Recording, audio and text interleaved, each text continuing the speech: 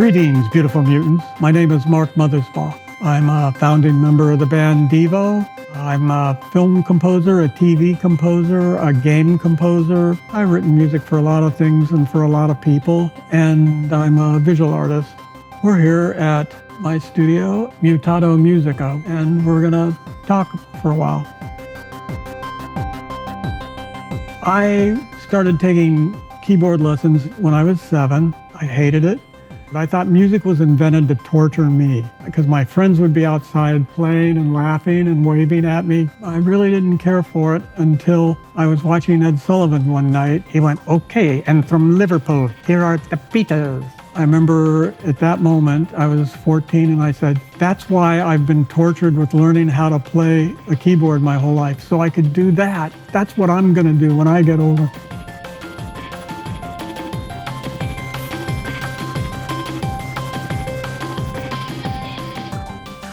Okay, well, this is downstairs at Mutato. This is all, that's pretty much DEVO's analog archive. This is from Connie Plank's studio in Neunkirchen, where we worked with Brian Eno and David Bowie and Connie on our first album. Back in those days, there was no such thing as anything in the way of synthesizers that were automated. There was nothing like that. It was all manual. So I'd write down the settings, for, like this is for the song Social Fools. I wrote them down as best I could, but synths in those days, you'd set everything all up and you'd finish it and you'd get to the end of the day and you go, that sounds great. And then you'd come back the next day and you'd play the synths in the same place and it wouldn't sound the same. And it was really frustrating. Jerry and I met like in 1969. He had seen artwork I'd put up around the campus. He came up to me and he said, "Are you the guy putting up pictures of astronauts holding potatoes standing on the moon?" I go, "Yeah, what of it?" And he goes, "What do potatoes mean to you?" And then we got into this discussion about potatoes being like the proletariat of the vegetable kingdom. So we hit it off and we got along really well together. He started coming over to where I was writing music because I was experimenting with music and I wanted to write music nobody had ever heard. I started off with a Memory Moog, and I used to search out, sounds that were aggressively interesting or could mutate music into something higher. This room is it's a little bit retro. It's like after I've been sitting at all the computers for a while, sometimes you walk in this room and it takes you back in time for a little bit and lets you remember how things were wired creatively in your head maybe 30 years ago. I'm going to show you something in particular. I'd been talking to Bob Moog, and he said, "I'm going to do a theremin. I'm going to do a Moog theremin." And I went, "Here's the money. I want serial number 001. So 6 months later, I called him up. I said, "How's the theremin coming?" He goes, "We're way far away. We're still working on it. We're trying to get it together." So 6 months later, I called him again, and he goes, "If I send you something, will you stop calling me?" I go, "What is it?" He goes, "I have a prototype for a synth called Memory Moog." I don't know, a week later, I got the synth in the mail. It's from a certain era. You play it, and it sounds like that time period.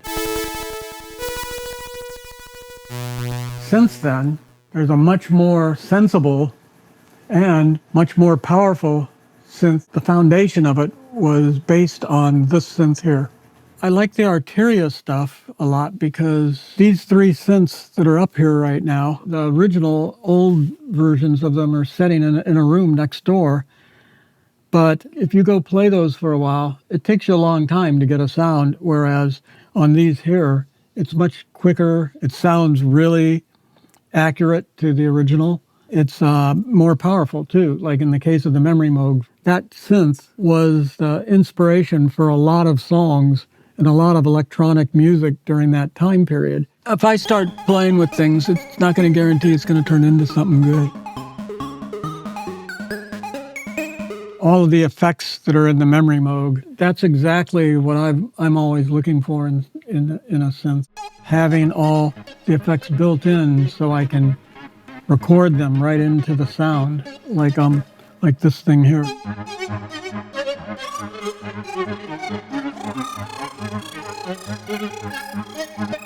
It sounds like a Memory Moog with all the original settings, but it's not that difficult to take it to the next level. It makes sense to go leave grandpa behind and get the kids involved. That's kind of how I feel with these synths. They have the DNA, the genetic structure of what they were based on, but they're more powerful, they're more reliable, they just have a better quality of sound in general. Technology does give you more power, does let you move faster and let you do things quicker. Kids have a romantic notion about, early synths and stuff, but you can go a lot quicker. You can get to the point faster, digitally. So, but like about 15 years ago, the computer started getting involved in me making art. These are like just things that showed up, these ads pop up and get in the way and you can't get rid of them. I started saving those images and now I draw on top of them. And then I come in here and then I throw a lot of paint. That's why you see all these little dots on the wall. This happens while I'm writing music too. Working in music or working in visual arts it's just all tied together, I think personally I've always been a sound explorer. I wrote music that I played out on the desert a couple months ago that had a combination of some of the newest electronic synths out, some of the vintage things that were out when I was, first starting DEVO, and then also things that were never meant to be instruments, like 150-year-old boxing ring bells and bird calls. But this has the synthy in it.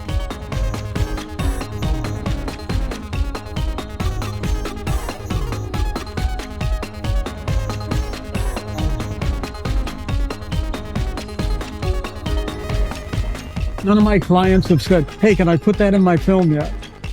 We'll wait and see if they do. Could happen, you never know.